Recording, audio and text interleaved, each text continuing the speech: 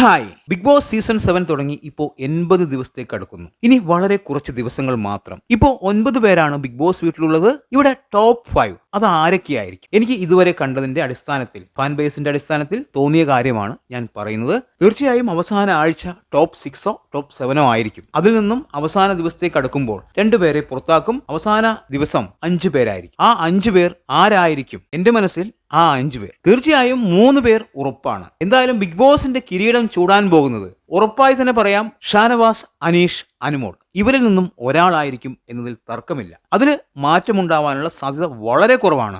മറ്റൊരാൾക്ക് കിരീടം ചൂടണമെങ്കിൽ അല്ലെങ്കിൽ മറ്റൊരാൾ വിജയിക്കണമെങ്കിൽ ഈ 3 പേരിൽ ഒരാൾ ഫിസിക്കൽ അസോൾട്ടിന്റെ പേരിലോ അല്ലെങ്കിൽ മറ്റെന്തെങ്കിലും കാരണത്താലോ പുറത്താവുക തന്നെ വേണം. അങ്ങനെ വന്നാൽ മാത്രമേ മറ്റൊരാൾക്ക് ഇവിടെ സാധ്യതയുള്ളൂ. അതായത് അവരുടെ വോട്ടുകൾ ഈ പറയുന്ന ആര്യനോ ആദിലിക്കോ അക്ബറിനോ നെവിനോ മറിഞ്ഞാൽ മാത്രമേ അവർക്ക് ഒരു സാധ്യതയുള്ളൂ. അല്ലാത്ത പക്ഷം ഒരു സാധ്യതയുമില്ല.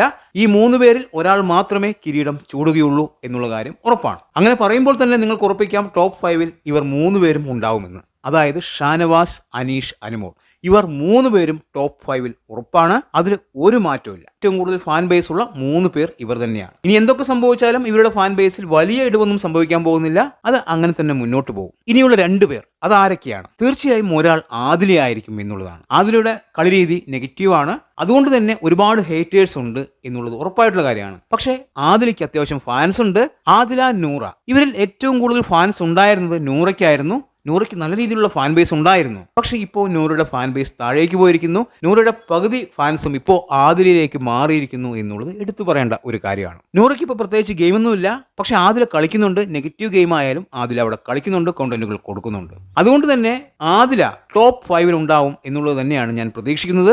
ഇനി മറ്റൊരാൾ അവിടെ ആര്യനാണോ അക്ബറാണോ എന്നുള്ളതാണ്. തീർച്ചയായും കുറച്ച് മുൻപായിരുന്നുവെങ്കിൽ ഞാൻ ഉറപ്പിച്ച് പറയുമായിരുന്നു അവിടെ അക്ബറാണ് എന്നുള്ളത്. പക്ഷെ ഇപ്പോൾ അങ്ങനെയല്ല, വലിയ മാറ്റങ്ങൾ സംഭവിച്ചിരിക്കുന്നു. അൺഒഫീഷ്യൽ പോളിലെല്ലാം അക്ബറിനേക്കാൾ ആര്യനാണ് ഒരുപാട് മുന്നിൽ. ഇനിയുള്ള ദിവസങ്ങളിൽ കളിയിൽ മാറ്റം വന്നു കഴിഞ്ഞാൽ ഒരുപക്ഷെ ആര്യനെ പിന്തള്ളി അക്ബർ മുന്നേറി വന്നേക്കാം, അല്ലെങ്കിൽ ആദിലയെ പിന്തള്ളി അക്ബർ മുന്നേറി വന്നേക്കാം. പക്ഷെ ഇപ്പോഴത്തെ സാഹചര്യത്തിൽ ആര്യൻ തന്നെയാണ് ടോപ്പ് 5-ൽ വരാനുള്ള സാധ്യത. അതായത് അക്ബർ ടോപ്പ് 5-ൽ ഉണ്ടാവില്ല എന്നുള്ളത് തന്നെയാണ് ഇപ്പോഴത്തെ സാഹചര്യത്തിൽ നമുക്ക് മനസ്സിലാക്കാൻ പറ്റുന്നത്. അതായത് ഞാൻ കാണുന്ന ടോപ്പ് 5 അത് എനിക്ക് ഇഷ്ടമുള്ളത് കൊണ്ടല്ല, ഇതാണ് സംഭവിക്കാൻ സാധ്യത. അതിങ്ങനെയാണ്: ഷാനവാസ്, അനീഷ്, അനുമോൾ, ആദില, ആര്യൻ ഇവരാണ് ആ ടോപ്പ് 5. പല ആൾക്കാർക്കും പല അഭിപ്രായമായിരിക്കാം. എന്താണ് നിങ്ങളുടെ അഭിപ്രായമെന്ന് കമന്റ് ബോക്സിൽ കമന്റ് ചെയ്യുക. വീഡിയോ ഇഷ്ടമായാൽ ചാനൽ ഒന്ന് സബ് ചെയ്യുക. പുതിയൊരു വീഡിയോയുമായി കാണുന്നവരെ ബൈ ബൈ.